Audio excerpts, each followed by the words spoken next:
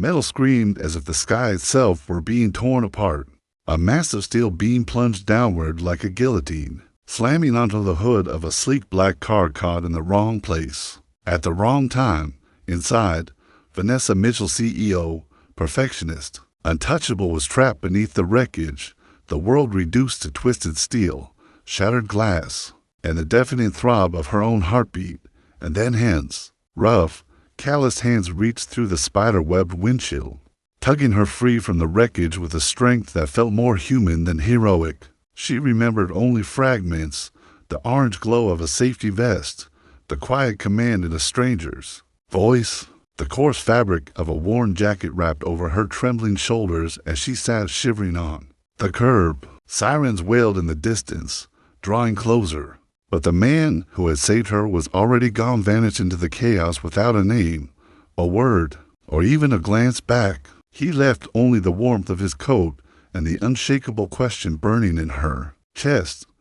Why would anyone save her and expect nothing in return? Across town, at exactly 5:30 a.m., Jack Reynolds' alarm clock pierced the silence of his modest one-bedroom apartment. He shut it off with muscle memory precision, careful not to disturb the soft rise and fall of breath coming from the room next door. His daughter, Emma, only 6, still curled beneath blankets covered in cartoon stars. Jack's mornings were a well-oiled machine. He showered quickly, packed Emma's modest lunch peanut butter sandwich, apple slices, and the last of the granola bars, and tiptoed into her room. Time to rise and shine. Sunshine, he whispered, brushing a gentle hand across her tiny shoulder. It was the same ritual he kept every morning since her mother left them. Their kitchen was small, the floor cracked near the sink, the table barely big enough for 2. Jack drank his coffee black, bitter and hot, while Emma lined her cereal pieces into patterns, row by row, a quiet ritual of control in a world that had once felt unpredictable to her. Ever since Nancy walked out 3 years ago declaring motherhood wasn't for her, Emma had created little rules to make sense of it all.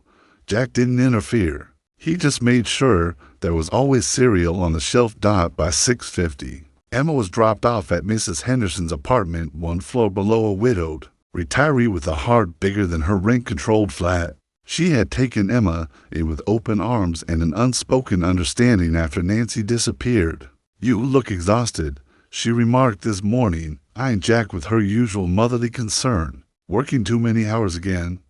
Jack forced a smile, trying to put aside enough for Emma's school shoes.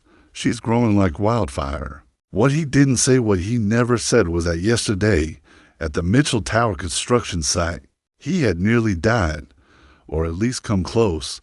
One moment he was installing foundation supports, and the next, a shriek of metal, a cloud of dust, and a car crushed under a fallen beam. Without thinking, he'd run. No hesitation, just motion, just instinct. At 35, Jack wore his exhaustion like a second skin. His hands bore the story of 10 years hard labor, rough, scarred, permanently, coated in traces of concrete dust. His dark brown hair needed a trim, and the lines etched into his face deepened whenever someone mentioned Nancy's name. Other guys at the job site joked about Tinder dates and weekend beers. Jack went home to fix the faucet or help Emma learn her spelling words. Once, long ago, he had studied architecture, designing buildings instead of drilling into them. But dreams had given way to diapers and double shifts when Nancy got pregnant. He dropped out of school, traded blueprints for blue-collar boots, and never looked back. At the construction site, his foreman Mike barked orders. "Reynolds, you're on the 10th today, and keep your head out of the clouds. I need those supports finished by noon." Jack just nodded.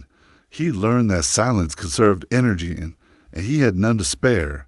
Later, during lunch, one of the younger workers flopped onto the bench beside him, shaking open a crinkled newspaper.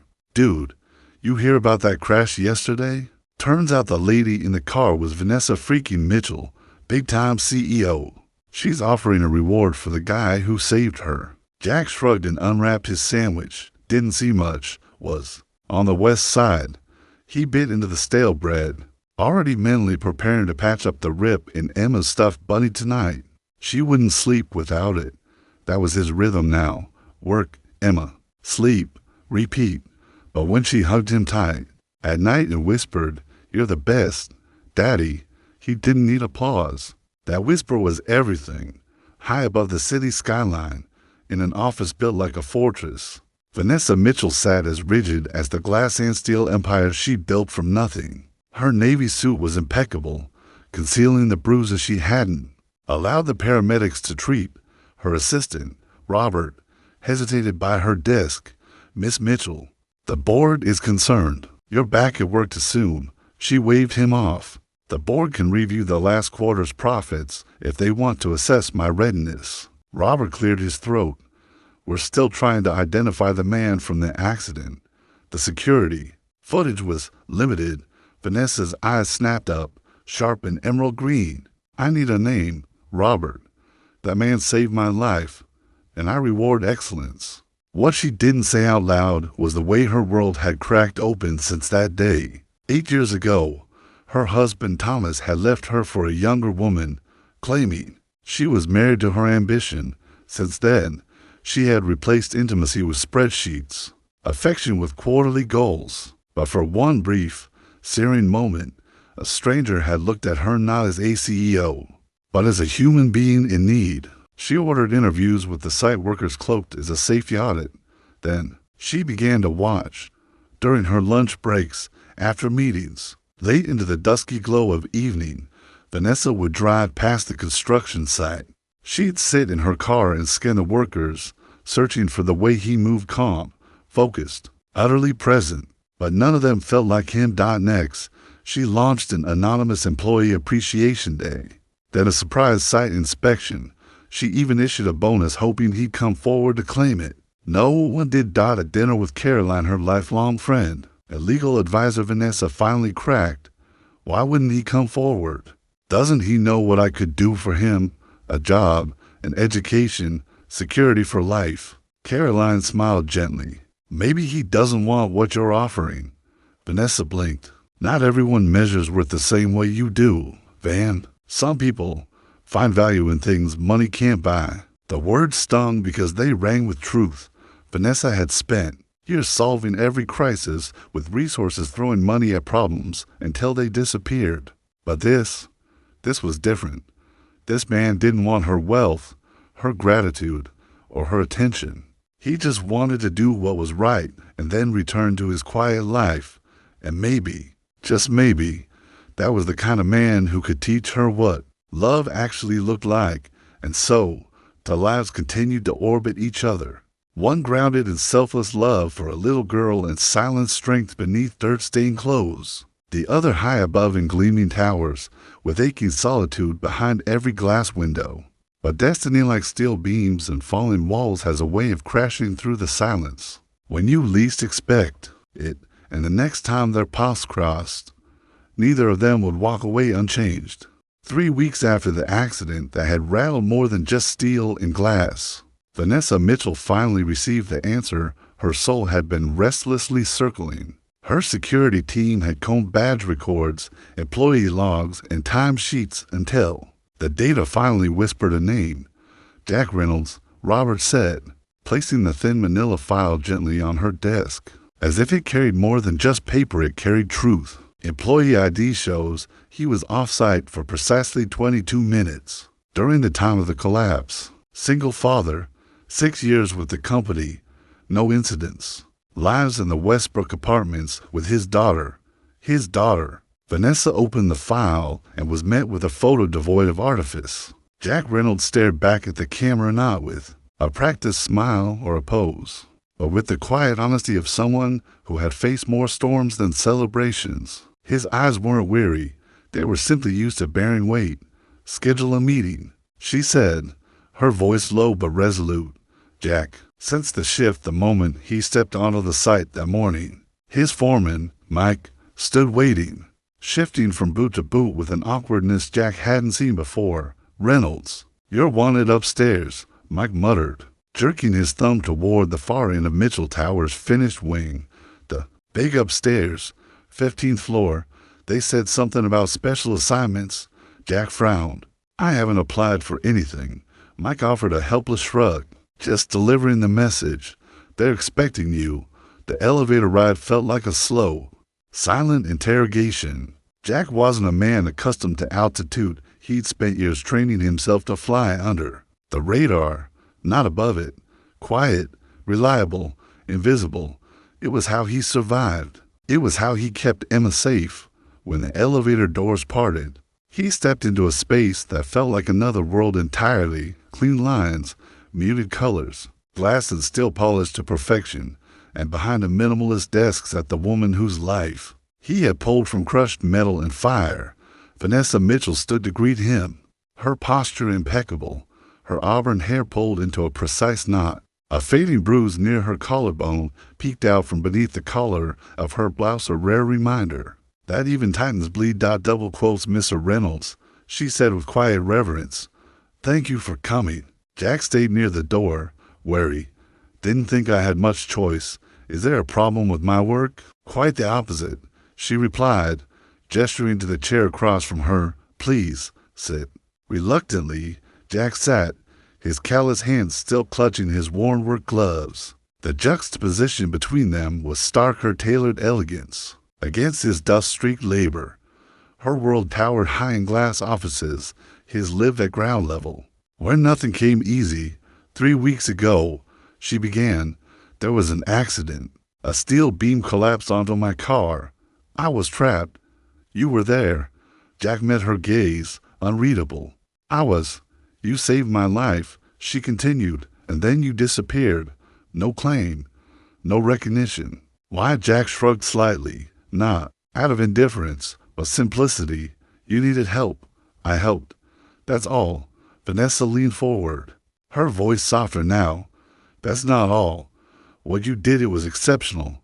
At Mitchell Enterprises, we reward extraordinary actions. She slid a folder across the desk. Jack didn't reach for it.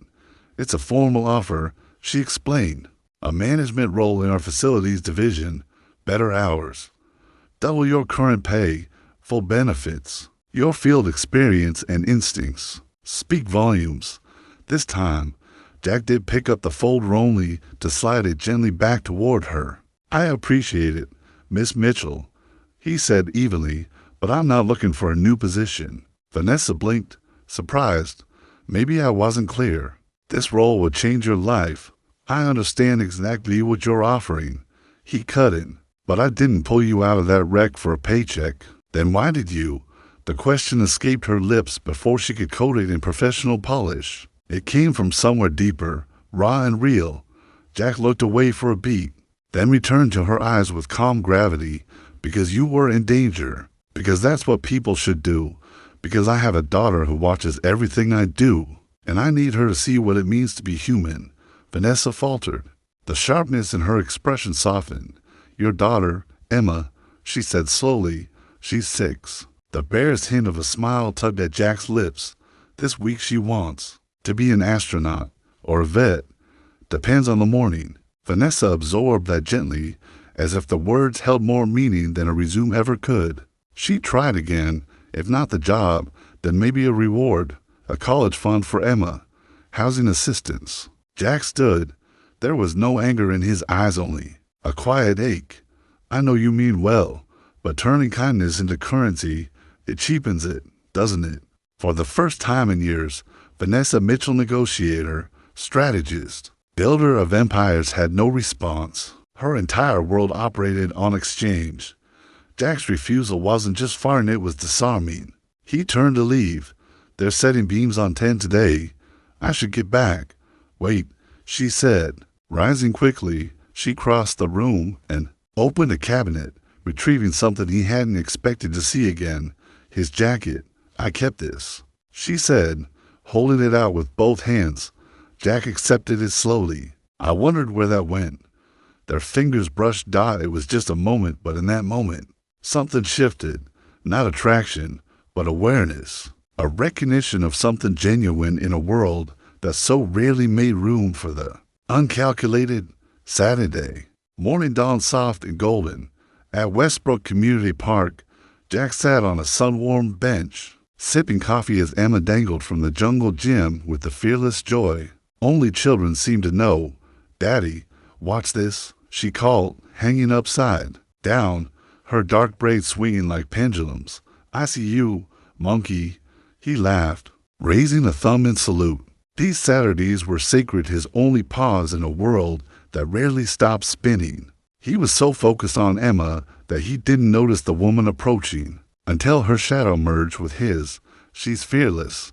He turned, startled. Vanessa stood beside him, not in a tailored suit, but jeans and a pale blouse, her hair loose in the breeze. Casual, approachable, almost unrecognizable. "Mitchell," he said, rising slightly. "What brings you here?" "I live nearby," she said, gesturing toward the walking trail. "Sometimes I walk this path on weekends." Jack nodded and returned to watching Emma attempt the monkey bars. Vanessa hesitated, then sat carefully on the far end of the bench. "I've been thinking," she began slowly, "about what you said, about how making things transactional can cheapen them." Jack glanced at her, silent. "In my world, everything has a value, a cost-benefit ratio. That's how I was taught to measure worth." "Sounds exhausting," Jack murmured, not unkindly. Before she could answer, Emma came running over, breathless with excitement. "Daddy, there's an ice cream truck. Can I please have one?" Jack checked his watch. "Before lunch?" "Please," she sang, drawing out the word with theatrical flair. He laughed, a rare, unguarded sound that made Vanessa's chest tighten unexpectedly. "All right, sunshine, just a small one." As he reached into his wallet, Emma's gaze fell on Vanessa. "Are you Daddy's friend?" she asked brightly. "I'm Emma. I'm 6. Vanessa smiled. "Hello, Emma. I'm Vanessa.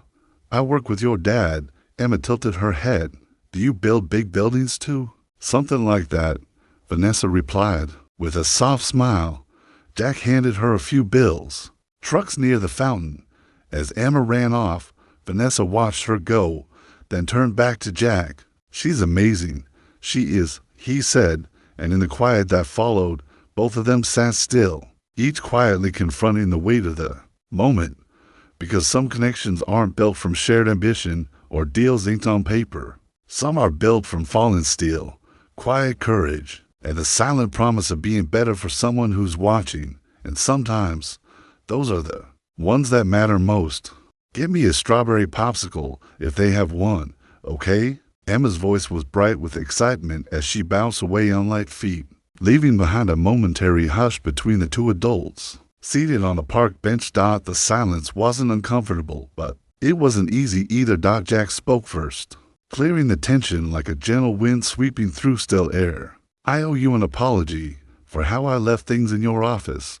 That was abrupt." But Vanessa shook her head before he could say more, her gaze lingering on Emma as the little girl browsed the ice cream selection. With utmost seriousness, "No, I'm the one who should apologize," she said softly. "I handled it poorly. I approached you like a deal, like a name in a ledger instead of a person." Her eyes followed Emma, tender and almost wistful. "She's wonderful." Jack's reply was simple, but carried the weight of the world. "She's everything." Moments later, Emma returned triumphantly, her arms full and her face lit with pride. "I got you a strawberry one, Daddy," she declared, handing him the treat with ceremony. "And I got a vanilla cone for your friend because everyone likes vanilla, right?" Before either adult could object, Emma thrust the cone into Vanessa's hands with an expression that left no room for refusal.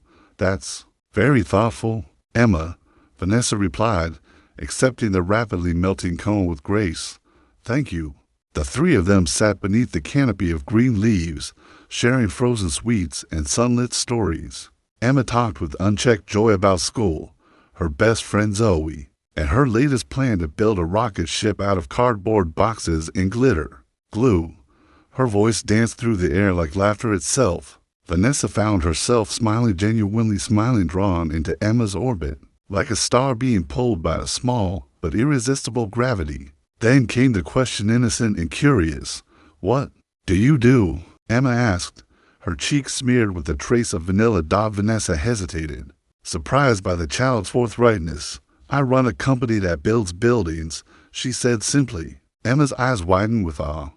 Like the really tall ones downtown? Daddy helped build those. He's the best builder ever. He fixed Mrs. Henderson's sink and made me a bookshelf for my birthday. Jack looked away, sheepish. Emma, he began. It's true, she insisted. Daddy can fix anything. Except maybe Mommy. But he says some things stay broken, and that's okay. The words hung in the air, heavy and raw.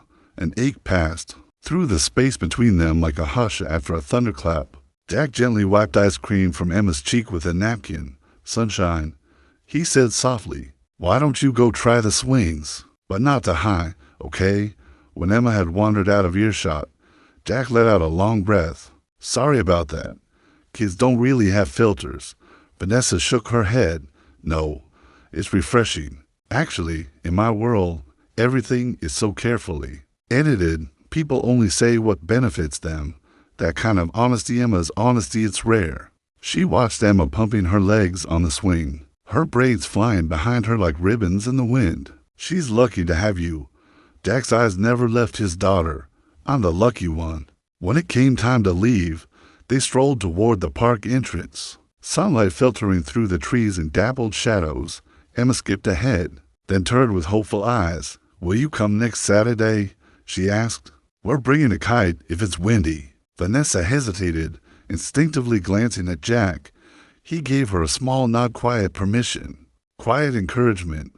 I like that, Emma, Vanessa replied. As she walked back alone to her apartment, something inside her shifted, a tightness she hadn't even realized she carried in her shoulders had eased just a little.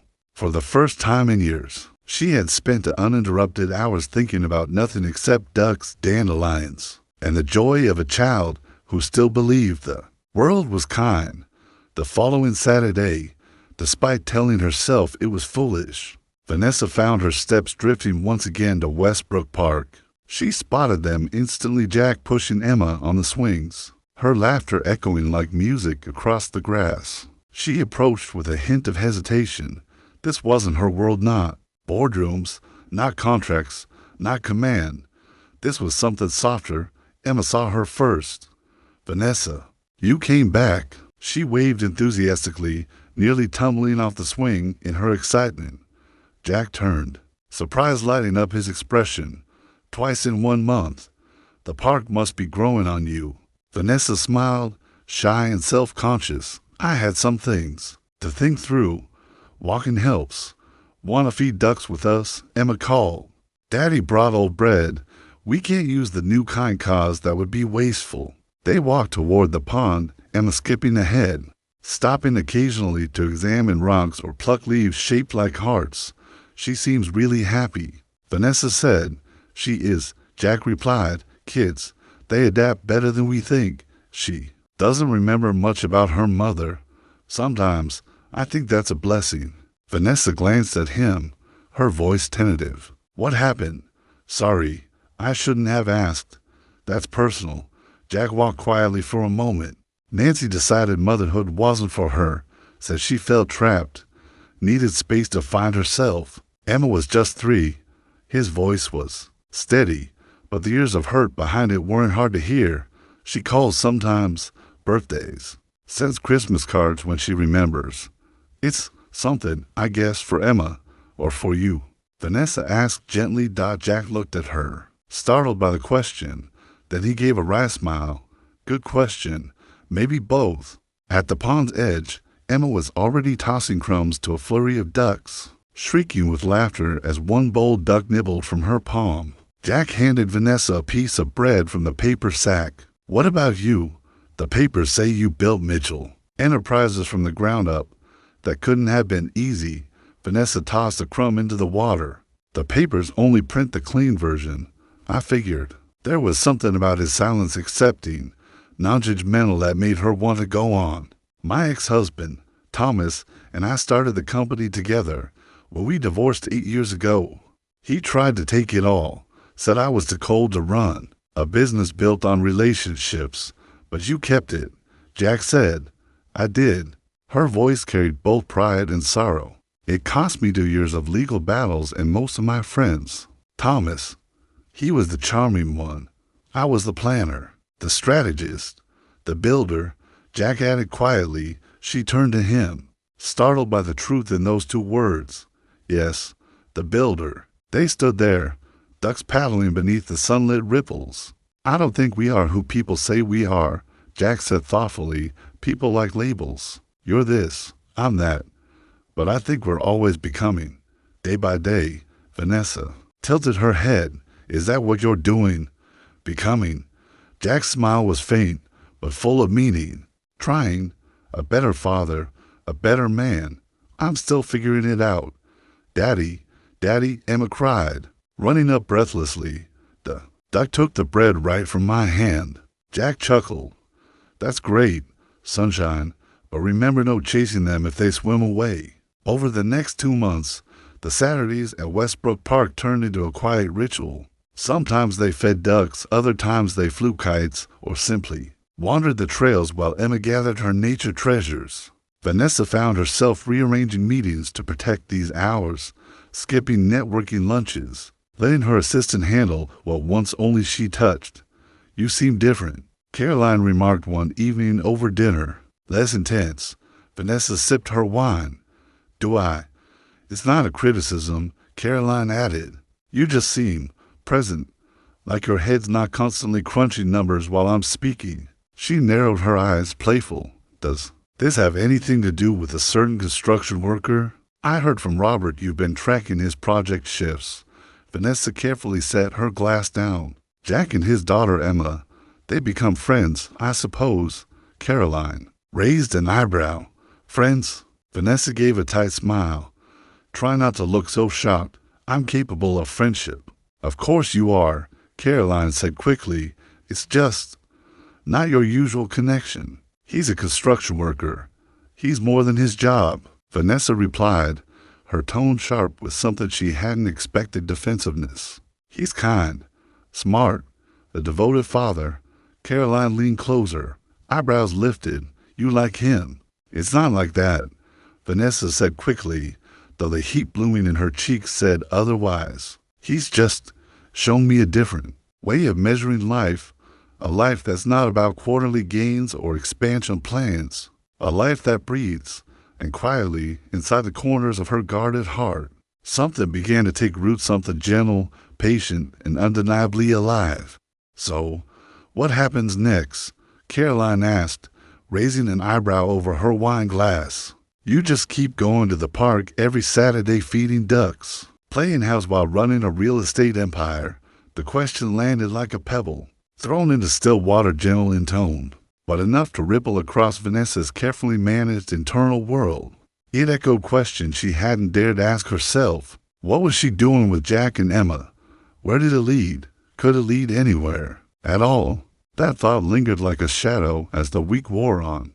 Then, one late afternoon after yet another boardroom victory, in which Mitchell Enterprises acquired a struggling rival, Vanessa found herself making an uncharacteristic, impulsive decision instead of instructing her driver to return her to her glittering high-rise. She told him to take her to Westbrook Apartments. The car ride was silent, her reflection in the tinted window catching flashes of the world she rarely let touch her. When the vehicle pulled up to the modest building, Vanessa stepped out into a neighborhood that bore its age with quiet dignity. The exterior was worn but clean, the kind of place people lived not because it was ideal, but because it was possible. She found apartment 3B and knocked before her nerves could change her mind. When Jack opened the door, his surprise was evident, though he quickly masked it with the quiet composure she'd come to associate with him. Vanessa, he asked. May I come in? She said, suddenly all too aware of how much her tailored suit and heels didn't belong here. He stepped aside, and she entered a space that felt worlds away from her penthouse. The apartment was small, but orderly lived in, but cared for. The furniture was worn, but repaired with precision. Emma's crayon masterpieces adorned the walls like museum pieces. A handmade bookshelf held an unexpected blend of architectural texts and children's storybooks. Emma's at a birthday party, Jack offered, sensing her gaze. Everything all right? Vanessa sat carefully on the edge of the sofa, trying to order her swirling thoughts into something coherent. I've been thinking about our conversations, about different ways of measuring a life. Jack took the chair opposite. Waiting silently, she continued. Mitchell Enterprises just finalized the acquisition of West Side Development. They own this building among others. Jack's face shifted slightly, his expression tightening, bracing. I've approved the full renovation of this property, Vanessa said, her voice calm but clear. New plumbing, electrical systems, windows, a modern security upgrade, and I'd like to offer you the job of overseeing the entire project. Jack's brows lifted in surprise. Why me? Because you care about this place. You understand its people. You see things most others overlook. You fix what matters and you do it well. She leaned in, her voice softening. This is more than a promotion. It's a fresh start. Better pay, consistent hours for you and Emma. A chance to use your mind, not just your hands. Jack was quiet for a long beat. And what would I owe you in return for this opportunity? He asked quietly. The question pierced deeper than she expected. Nothing, Vanessa answered. It's not a transaction, Jack. It's a role you're qualified for. But you're not offering it to any qualified candidate, he said, holding her gaze. You came here to offer it to me. She stood, moving to the window, the weight of his words settling on her like rain. Fine, she said, exhaling. Yes, I came here because I care. About you, about Emma. Because when I'm with you both, I feel different, real, like a person instead of just a position. Jack rose too. His face clouded with something she couldn't quite read. Vanessa, he said, gently, I think you're confusing gratitude with something else. You barely know me. I know enough, she replied with quiet insistence. I know you're decent. I know you're raising a daughter with integrity. I know you gave up architecture school to take care of your family. Jack's eyes darkened in subtle alarm. You researched me. I needed to understand, Vanessa admitted, why you would risk everything for a stranger and ask for nothing. And did you find your answer? His voice had a hard edge now, calm but cutting. No, she said honestly, but spending time with you, seeing how you live, what you value, it's shown me that success can be measured differently. That maybe I've been measuring mine all wrong. Jack ran a hand through his hair, overwhelmed. Vanessa, I can't be your moral compass. I'm not your redemption story or your tour guide into another kind of life. I'm just a guy raising his kid and trying to survive. That's not what this is, she said, though deep inside she wondered if part of him was right. Isn't it? He asked softly. You came here with an offer to solve my life like a business problem. Better job, better building, better future all managed with Mitchell efficiency. But not everything can be fixed that way. I'm trying to help. I know, Jack said, his voice kind but unwavering. But even help can come with strings, especially when you're used to controlling every outcome. Vanessa's eyes flashed. I'm not asking for anything in return. But Jack met her gaze without blinking. Aren't you? You said you want me and Emma in your life. But how? As some project, a reminder of what simplicity looks like. Something to make you feel grounded again? The words struck like truth often does, without malice, but with unmistakable clarity. She felt herself retreating, the CEO and her kicking back into control. I should go, she murmured, gathering her things with shaking hands. This was a mistake. Jack didn't move to stop her, but as her hand touched the door, he spoke again low, almost sad. Whatever you're looking for, Vanessa, in people, in connection, you won't find it by trying to buy it or plan it. Some things have to grow on their own terms. 3 weeks passed. The park bench stayed empty. Vanessa buried herself in work, throwing her weight behind new acquisitions, signing off on projects she once would have delegated. She stayed late, answered emails at midnight. The old rhythm returned, and with it, the old emptiness. Then, one morning while reviewing the schedule for Mitchell Tower's grand opening, her assistant Robert walked in with a daily report. The Westbrook security upgrade's been greenlit. Contractors start next month. Vanessa looked up, startled. I thought that was paused. You authorized it 3 weeks ago, Robert replied. It's part of the full renovation. She opened the project file slowly, realization dawning. The renovation meant as part of her offer to Jack was still moving forward, even though Jack had declined, and she hadn't stopped it. Later that evening, she stood at her office window, staring out at the nearly completed Mitchell Tower. It stretched toward the sky like every other monument she built, tall, gleaming, impressive, but it felt hollow like a body without breath. Jack's words echoed again. Some things have to grow on their own terms. She didn't call for her driver that night. Instead, she walked, heel click softened by rain. By the time she reached her building, she was soaked to the skin. Her hair clung to her face, her expensive heels ruined. She stepped into her penthouse, dripping water on her floors so polished they looked untouched. She looked around the place she called home, minimalist. Furniture arranged by someone else's eye. Abstract art chosen for investment potential. No photographs, no keepsakes, nothing irreplaceable, nothing real. And for the first time, truly, she saw what Jack meant. Thomas had been right, in the cruelest way. Somewhere along the road to success, she had forgotten how to be anything but a CEO. But now she wanted to remember. The realization didn't flatten her like it might have in the past. It didn't shatter her pride or make her feel small. Instead, it carved something clean within her, a sudden, striking clarity, a truth she could no longer ignore. The very next morning, Vanessa called Caroline into her office, bypassing pleasantries with the conviction of someone standing at a crossroads. I need to make some changes, she said, the words crisp but vulnerable. Caroline arched a brow, intrigued. What kind of changes? Vanessa leaned back slightly in her chair, looking out at the skyline she'd spent her life conquering. I'm stepping back from daily operations at Mitchell Enterprises, she said. I want to focus on long-term strategy, not constant control. Caroline blinked. Why now? Because I've built a company that runs like a machine, but it feels hollow, Vanessa admitted. And somewhere along the way, I turned my life into a machine too. Transactional, controlled, isolated. Later that week, under a sky heavy with rain, Vanessa drove herself not in the usual town car, but behind the wheel of her own modest sedan to Westbrook Apartments. She parked in front of the weather-worn building and sat motionless, the wipers taking a slow rhythm across the windshield as she gathered the courage she wasn't sure she had.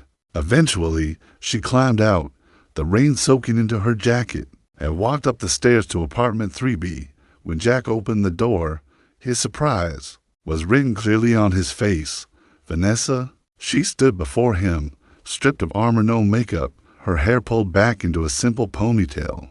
Her tailored coat rain-darkened and clinging to her frame. Can we talk? She asked. He stepped aside wordlessly. She's downstairs with Mrs. Henderson, he offered as they entered. Piano lesson. Vanessa nodded and stepped inside. The apartment, still modest, still full of warmth, felt like a different world compared to her glass penthouse. It held the quiet hum of life lived with intention. As Jack leaned casually against the counter, arms folded, she took a steadying breath. I've been thinking, she began, about what you said, about equal footing. Jack's expression was unreadable, his silence patient. You were right, she said. I approached our friendship like a business deal, identify the gaps, plug the holes, calculate the ROI. A small smile tugged at the corner of his mouth. That's certainly one way to put it, but I've realized something, she said, her voice growing softer as she took a step closer. I don't want to be your CEO or your benefactor. I just want to be Vanessa, the woman who feeds ducks with your daughter, the woman who's learning finally that the most valuable things in life can't be bought or managed. Jack's eyes didn't waver. And what does Vanessa want? She met his gaze with something raw and unguarded. A chance, she said, not to fix your life, not to buy my way in, just to be a part of it, however that makes sense. No strings, no expectations. Jack didn't speak right away. He just studied her, really studied her as though trying to see past years of boardroom walls and bulletproof decisions. Why, he asked, gently. Vanessa's breath caught.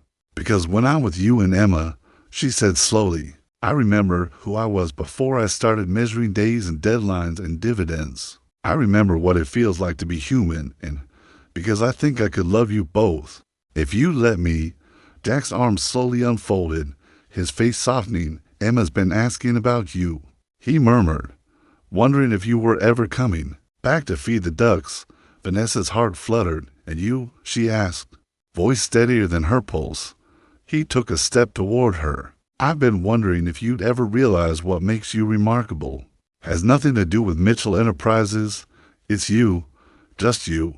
The woman who eats melting vanilla ice cream with a 6-year-old and forgets her phone even exists. Something inside her, something long clenched, finally eased. She exhaled like she hadn't in years. I've stepped back from work, she said, her voice trembling with sincerity. Created space for real things, important things. Jack nodded slowly. The renovation, is that still happening? Yes, Vanessa said, but not as a favor, not as leverage. Just because people deserve decent homes. That's good business, and it's basic humanity. Jack was quiet a long moment. So, where does that leave us? Vanessa gave a breath of a laugh. I don't know. I don't usually do this without a 5-year plan and 3 contingency models. But maybe it starts with ducks. This Saturday. At that moment, the door clicked and opened. Emma burst inside, cheeks flushed, backpack bouncing, her eyes lit up like stars when she spotted Vanessa. Vanessa, she squealed, racing forward and wrapping her arms around her waist. You came back. Are you coming to feed the ducks with us again? Vanessa looked up at Jack over Emma's head, silently, asking permission. This time, he didn't hesitate. I think Vanessa would love that, he said. Smiling, truly smiling for the first time. Vanessa crouched and hugged Emma back tightly. I'm not too busy for this, she whispered. Not anymore. 6 months later, on a golden autumn morning, the scent of cinnamon and maple filled Jack's small kitchen. Emma sat at the table, carefully pressing heart shapes out of her toast using a cookie cutter, her newest breakfast. Innovation. Jack stood at the stove flipping pancakes while Vanessa poured 3 mugs of coffee large for Jack, medium for herself, and a tiny one with mostly milk for Emma, who insisted it made her just like the grown-ups. Daddy, can we go to the new playground after school? Emma asked, arranging her toast hearts like a miniature galaxy on her plate. Not today, sunshine. Jack said, I've got that meeting with the architecture firm, remember? Emma's face fell for a second. Oh yeah. Before the silence could settle, Vanessa stepped in, sliding a pancake onto her plate. I could take you, she offered. My last meeting ends at 3. Emma brightened instantly. Really? Can we get hot chocolate after? Vanessa winked. We'll see. It was a phrase she picked up from Jack, gentle, wise. The perfect middle ground between a yes and a no. The changes in their lives were everywhere. Not loud, but unmistakable. Vanessa's once pristine briefcase now held contracts and Emma's sketchbook side by side. Jack's apartment had sprouted new bookshelves, built by his hands, but designed during late-night discussions with Vanessa about optimizing space. Professionally, shifts had come too quiet but profound. Jack, encouraged but never pushed, had applied for a role as a project coordinator. His years of hands-on experience and long-buried architectural knowledge had found a new voice. The job offered regular hours, better pay, and the dignity of doing something he believed in. Vanessa had made good on her promise, 2 stepping back, restructuring her role. She now focused on strategic vision, trusting her team more, working less. She left the office by 5, turned off her phone on weekends, and found that the world didn't fall apart without her micromanaging it. The company thrived anyway, maybe because of her new clarity, not despite it. You nervous? She asked Jack as Emma finished her breakfast and began gathering her school things. A little. Jack admitted, it's been a long time since I sat across from people who design buildings for a living. They'll be impressed, Vanessa. said, her voice unwavering. Your portfolio speaks for itself. Jack had started sketching again in the evenings at first small projects, then full renovation concepts. Today's meeting was with a firm that had noticed his designs for affordable housing that balanced dignity with practicality. Emma, he called. Backpack and shoes, please. Mrs. Henderson's waiting. As the little girl scurried around the apartment, Jack turned to Vanessa. Will you be here for dinner? I should be done by 6, she replied. That pasta she likes, Vanessa's smile was gentle, familiar, real. As they moved toward the door, Emma paused suddenly. Wait. Group hug first. It had become ritual, her invention, and without hesitation, they came together in a warm circle. Jack's arm wrapped around Vanessa's waist. Emma squished between them, her small arms stretched as far as they would go. It wasn't flashy or grand or loud. It was just right. At the door, Jack turned, brushing Vanessa's arm with a soft touch. See you tonight. Tonight, she echoed. He leaned in and kissed her, quiet and sure. Thank you, he murmured. For what? She asked, her eyes gentle. For seeing me. Not for what I could give or what I lost.